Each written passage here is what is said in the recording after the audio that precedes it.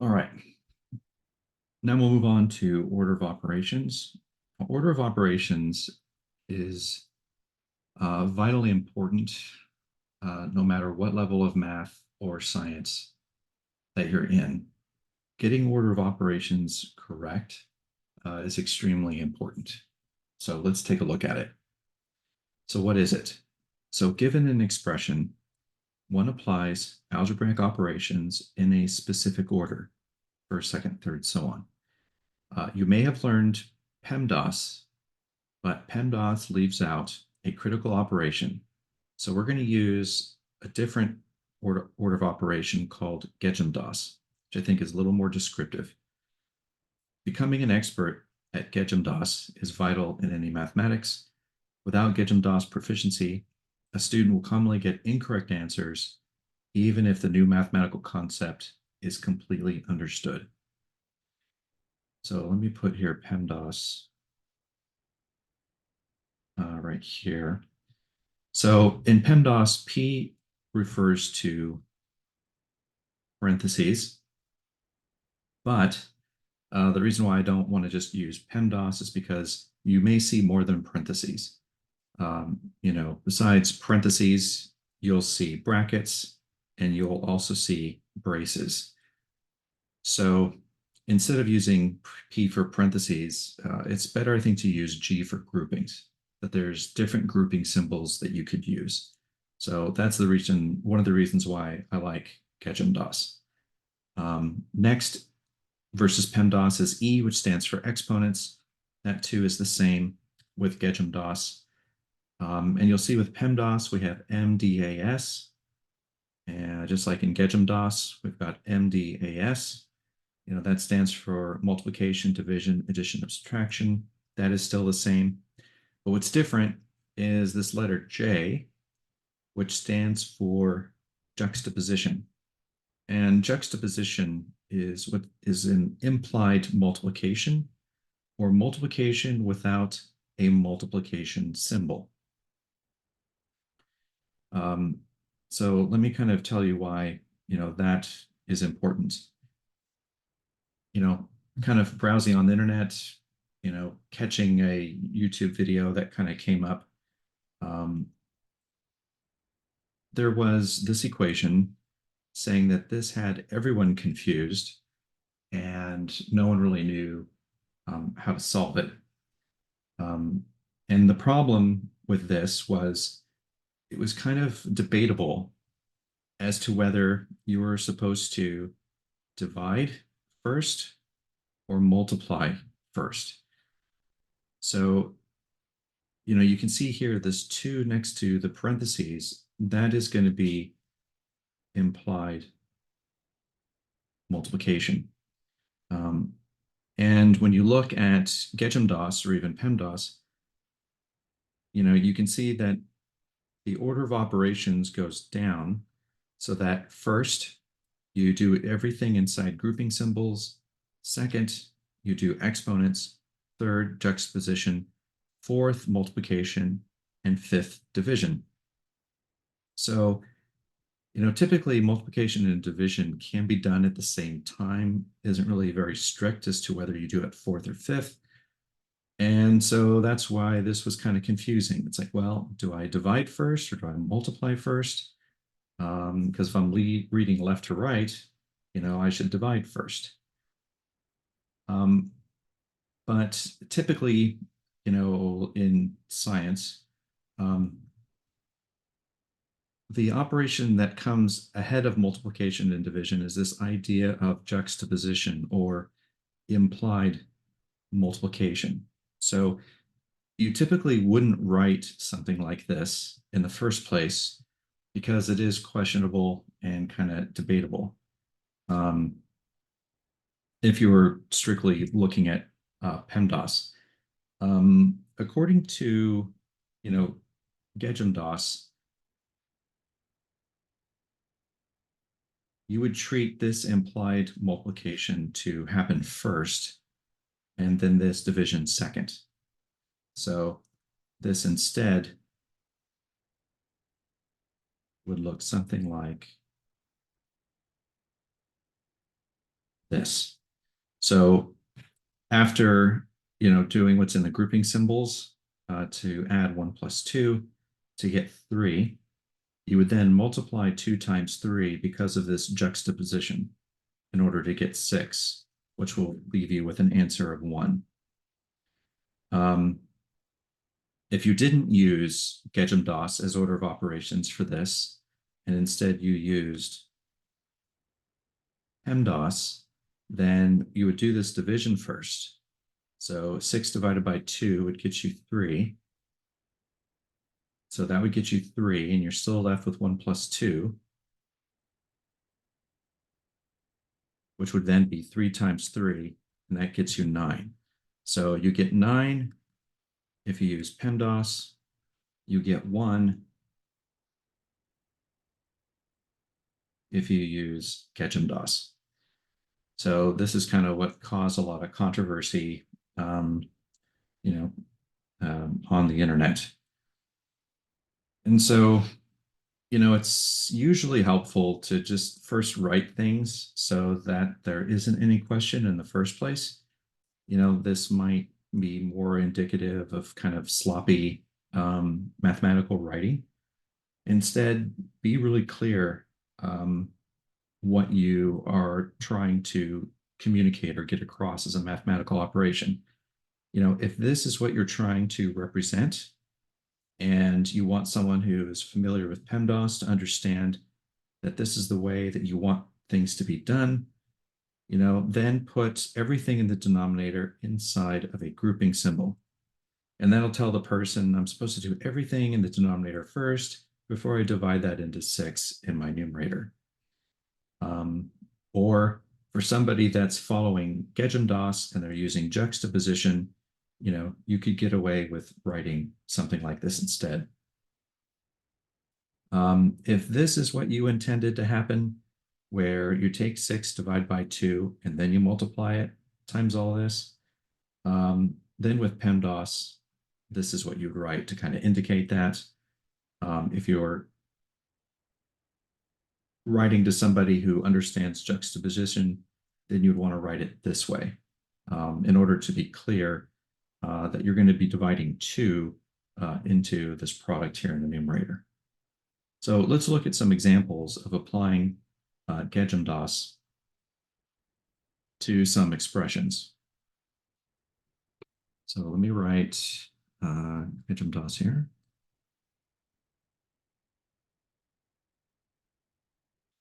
Okay, so first we look at grouping symbols. So with grouping symbols, you start from the inside out.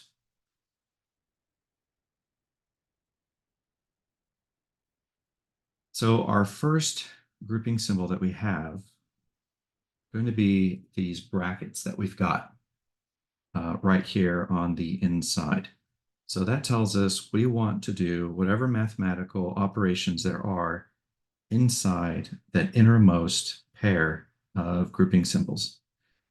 And so inside this innermost pair, we have 16 minus 5, which is going to be 11. And so now what we'll do is we'll just write everything else that we didn't do in the next line. Okay.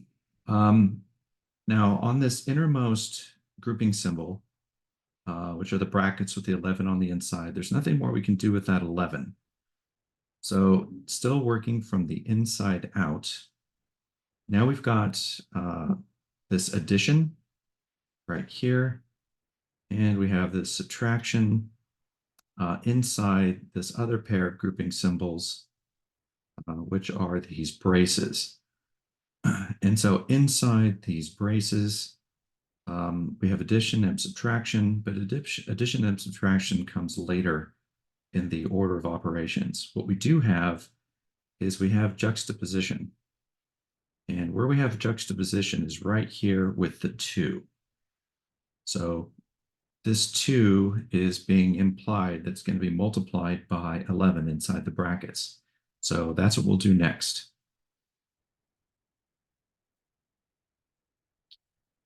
And 2 times 11 is 22. And you'll see that as soon as we carry out this implied multiplication, we can remove the brackets because we're no longer trying to preserve that value of 11.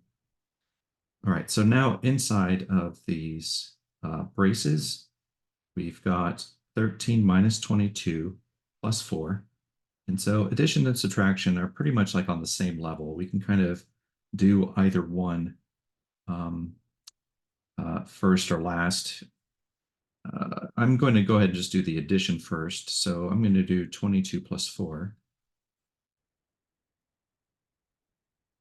And 22 plus 4. Actually, no, I need to back that up. Um, this is technically 13 minus 22 plus 4. So let's just do this left to right. So 13 minus 22 is going to get us, let's see here, that's 7, 9. So that's going to be negative 9. And then we've got plus 4. And then negative 9 plus 4 is going to be negative 5. And now we've got 24 divided by negative 5, which then we can write as just 24 over negative 5. Now we can leave it as a simplified improper fraction like this, or we can write this as a mixed fraction, and we'll get into fractions later, and we can write it like that. All right, let's look at another example.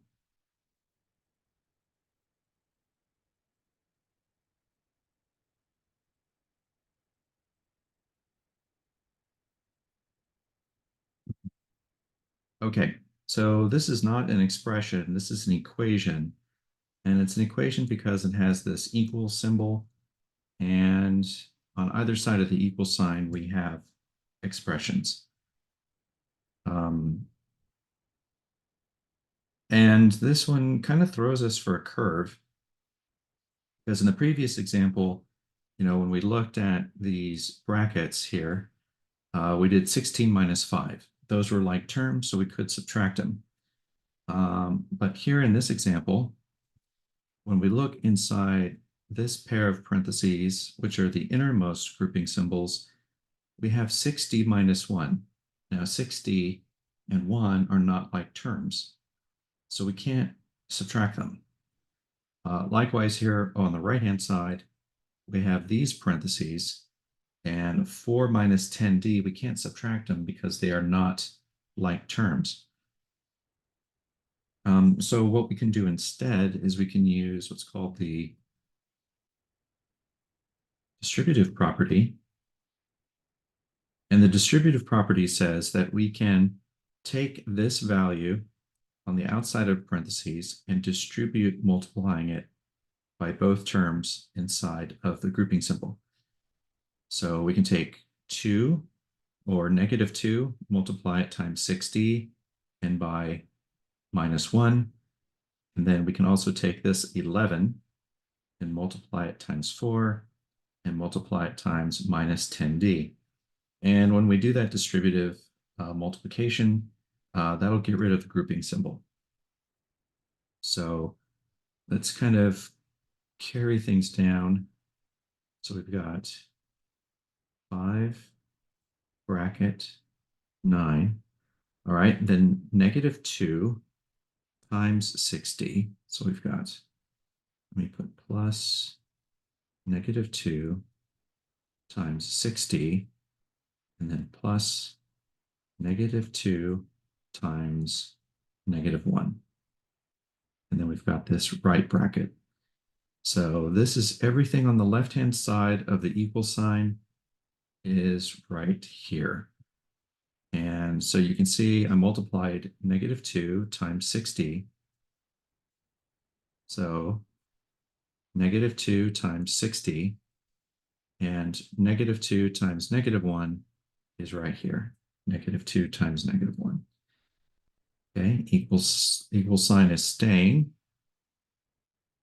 And then now we've got 11 times 4, and then distributing the 11 to negative 10d. And then we've got minus 139. All right, so it maybe looks at first like we've made a greater mess, but we've kind of had to make this greater mess so that we can mathematically do things correctly.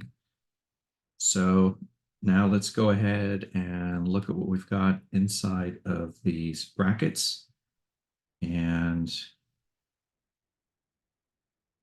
let's do this a little bit at a time.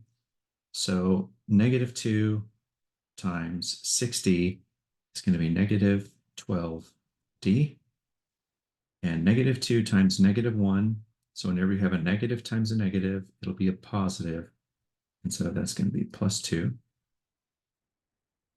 And then 11 times 4 is 44. 11 times minus 10d, it's going to be minus 110d. And then we've got minus 139. Okay. Starting to look a little bit better. But on the left-hand side, we still have a pair of grouping symbols. So let's simplify what we've got inside there first.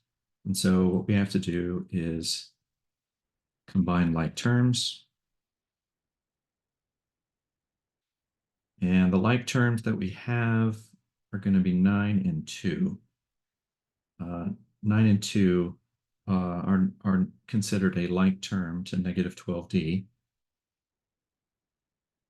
So let's see, let's rearrange this maybe so it's a little easier to understand what we're doing. And here, 44 minus 139 is going to be negative 95. So like that. Okay, and 9 plus 2 is 11.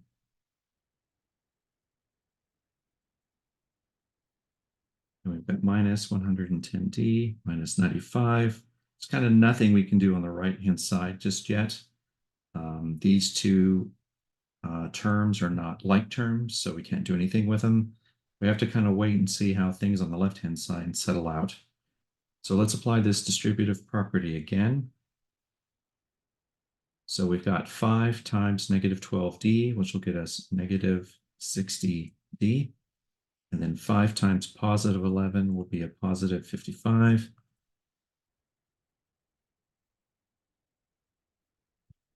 And that's going to be equal to a negative 110d minus 95. Now, it might not have been apparent at the very beginning, but now it should be somewhat apparent as we've been progressing and simplifying this equation that we're going to be able to solve for d, meaning we're going to be able to get d by itself on one side of the equal sign, and then we'll have some number on the opposite side. So one of the things that we can do is we can think of this equal sign as kind of like being the center of a teeter-totter. And if we add something to one side, we've got to add something of the same weight to the opposite side to kind of keep things balanced out. So for example, if we add 60d to this side, we have to also add 60d to the other side. And the reason why we add 60d to both sides is because now these will cancel out.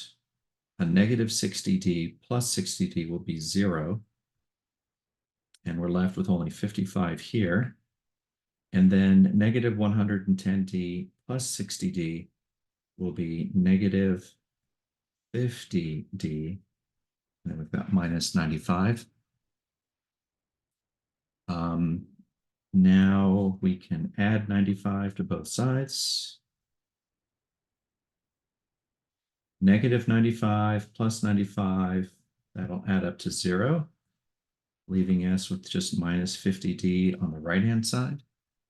And on the left-hand side, we're going to have 55 plus 95, which is 150.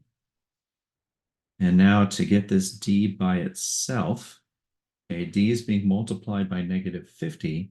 So we can divide this side by 50 and divide this side by 50. So, as long as what you do to one side, you do to the other, you're kind of keeping that equivalency. Another way to think about it is, let's say, we've got one watermelon on this side and another watermelon on that side.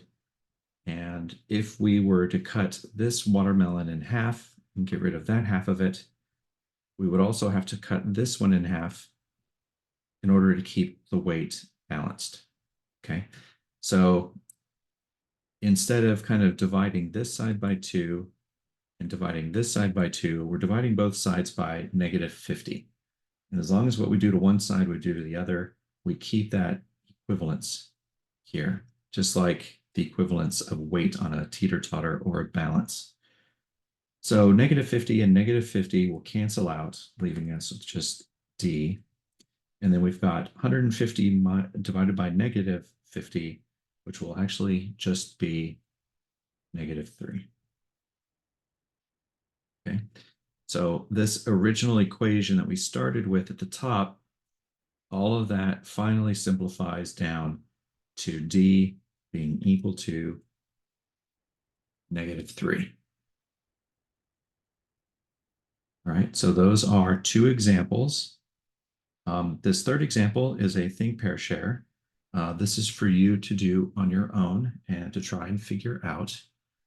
This example, uses the same principles and ideas in this last example. They're both similar in complexity, so use that example as a model. And the answer you should get for this one is that S should be equal to negative 2. So give that a try. I think that, yes, that is it for that section.